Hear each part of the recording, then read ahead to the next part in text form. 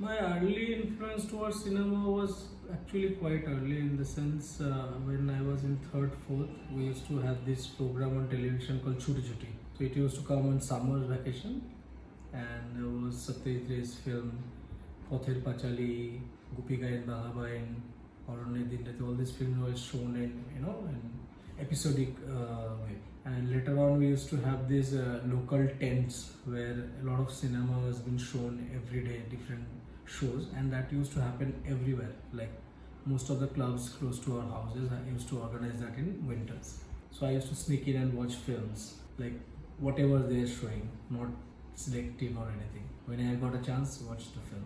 And after that, we used to like at similar time, we used to get these tiny positive prints available in our local market, and we used to make this small tent and project those prints through a looking glass, and we used to get like 5 paisa, 10 paisa tickets for that. That was quite interesting, actually, very inspiring. At that point of time, I never thought I'll become a cinematographer, I'll be part of cinema or anything, but it happened later, much later in my career. Well, I didn't start cinematography right away. I was working as a journalist, and I was studying journalism and mass communication. During the same time, I was doing photography just for hobby. I didn't used to have a DSLR. One of my brother, he used to own one, so I used to borrow his camera to learn, and he taught me a lot. Then I joined PAD, which is Photographic Association Dum Dum. I used to attend their Sunday classes in Motilal College. And during my college days, I did shoot and edit 25 documentaries for me and my batchmates. That was like quite helpful for me to understand, basic aesthetics of, shot taking, lighting, edit.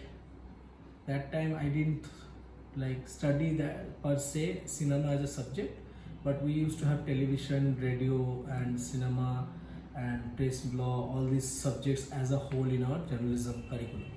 And after graduation, I decided that I'll change my career. I don't want to be a journalist anymore.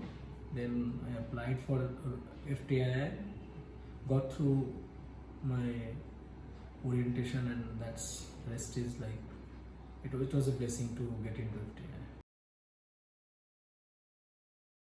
Well, when I was studying in PAD, and they used to have film as a medium, like we used to process black and white films, developed ourselves, and that was a very interesting organic process.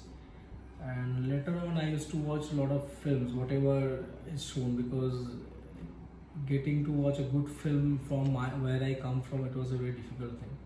We used to get all these commercial Hollywood, Bollywood films. There was no selection for me. The good cinema which I get to saw, like during my graduation time, we used to watch few Satyajit Ray film in and Tarkovsky, all world cinema also we have seen. One of our senior used to come and show us a film.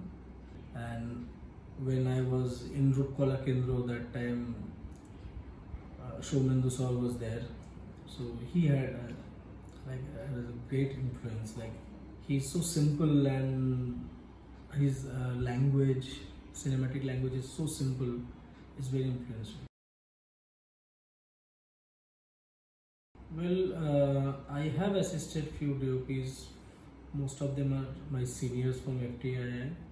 Rafe Sir, Savita, Murli, Setuda, Tusharda, and used to assist our like seniors in their respective projects. So those actually, when you see someone else working in certain script and you become an observer, you learn from everything.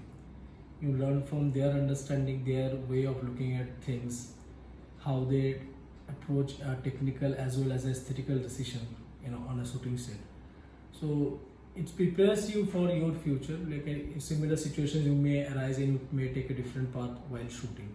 So this is always helpful to assist someone, because what you learn in an institute, you can't go and replicate until as you get someone trust you with their project. And when you see someone working and their take on any shot taking, any situation, it's always helpful. Right after my diploma shoot, first diploma, I did two diplomas in FTI. So I received a call from Nepal, and one of my friend referred my name to a director over there. He was studying in USCLA, and my friend was from NSD. And that call also came from one of our acting faculty, Anuradha ma'am. She had referred my name to that particular friend, and they referred my name to that director. It was like a long process, and they called me up if you will be interested in a no budget film. I said why not, because right after diploma I got an opportunity to shoot a feature film. I was more than happy to do it. We were shooting in close to Nepal-China border for 45 days.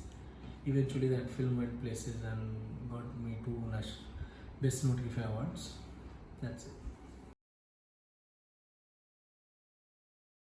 To choose a script, it's like sometimes script chooses you. I think like I get to read a lot of scripts, but not all the scripts I get to work on, because sometimes priorities change. Sometimes even I don't feel connected to the script, because story matters end of the day, and even in a simple story, cinematography can be very challenging.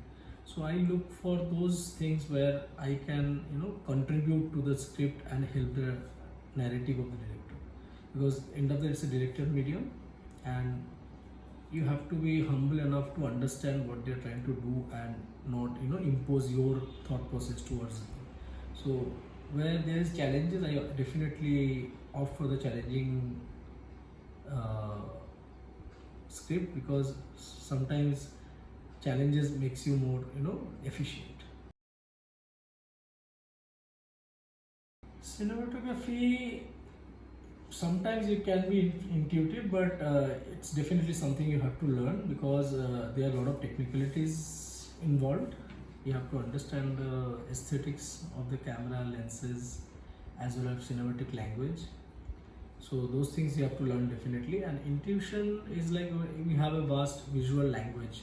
We get to see so many things. Like today we are exposed to enough information, enough drama, stories, sci-fi, whatever. Like, so our understanding is quite vast. We don't even touch upon them. It's like in our subconscious. So when you're working, sometimes it's very important that you have that intuition which is working for the craft.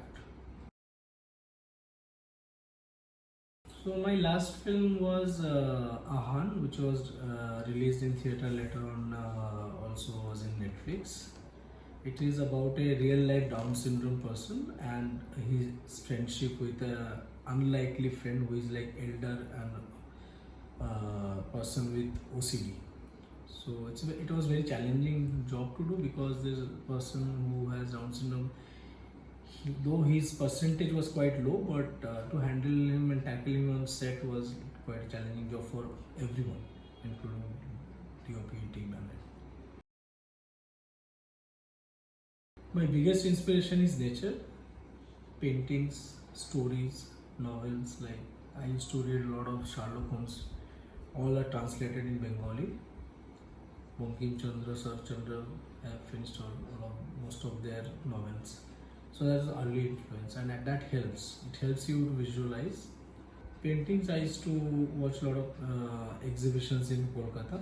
Nowadays I don't get to visit much, but definitely those have very strong influence on my work. So right now I'm swinging between 3 scripts. One project got postponed, so another script has come. I have just finished reading it. I can't share the detail, but it is a very interesting project. It's like a spy drama, comedy, and there is another project which is in USA, and there is a Marathi film. So 3 projects, whichever will start first. Earlier I used to believe, when I studied journalism, I wanted to shoot and report from a war zone. I don't know how it came to me, but it was something I fell in love with. But nowadays I don't feel like being in real situation, but I would like to shoot a war film. So when we were studying in FTI, we used to load our films ourselves. So during our practicals, I was loading for my batchmate Ranga, and I forgot to lock the doors. And one of my batchmate came in and switched on the light, and somehow I managed to save the film so that it doesn't reach the light. And like till the film was processed, because we had an argument whether to shoot or not. Eventually, it was to shoot because I was confident that it was not fogged or anything, and results came well. So it was scary, but it went well. My advice to aspiring cinematographers will be read a lot, read a lot of stories, watch paintings, learn about art, learn about literature and the literature movements as well. Technicalities you learn any which way. It is not the same, but developing your aesthetics is important. So once you develop your aesthetics, technicalities will come naturally to you. The book last I read was Memoirs of Geisha. It's about geisha culture in Japan. Music, I listen to almost everything nowadays. Classicals I used to listen a lot. Now I don't know what. I don't get that much of. I watch a lot of films. Netflix, Amazon, Jio, wherever movie lands get. Depends on mood, but I need to watch something at least before I go to bed.